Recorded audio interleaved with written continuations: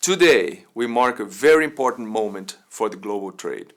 In 2013, at the WTO Ministerial Conference in Bali, our members struck the Trade Facilitation Agreement.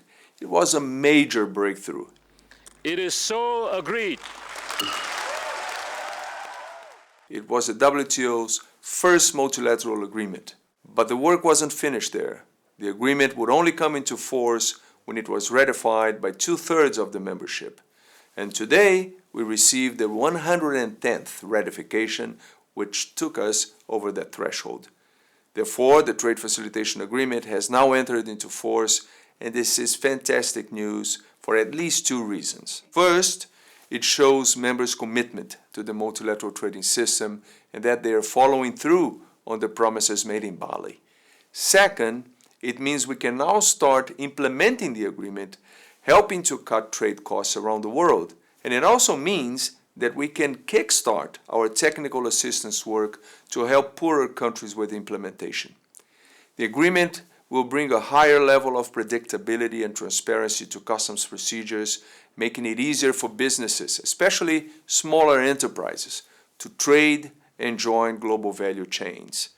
Estimates show that the full implementation of the agreement could reduce trade costs by an average of around 14.5%.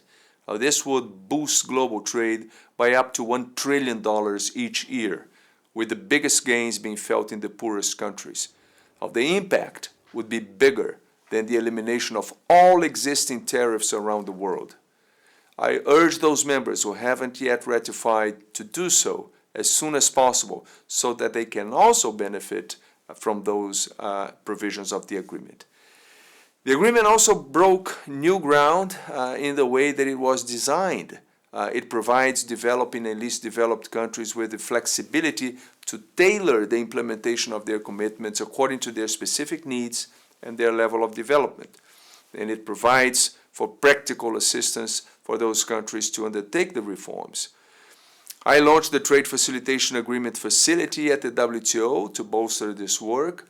The facility is already working to connect donors and beneficiaries to help provide support for implementation.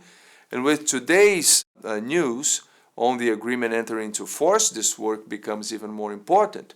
I would like to thank WTO members and everyone else who was involved for their work in reaching this important milestone. But this is not the end of the road. The real work is just beginning. This is the biggest reform of global trade in a generation. It can make a big difference for growth and development around the world.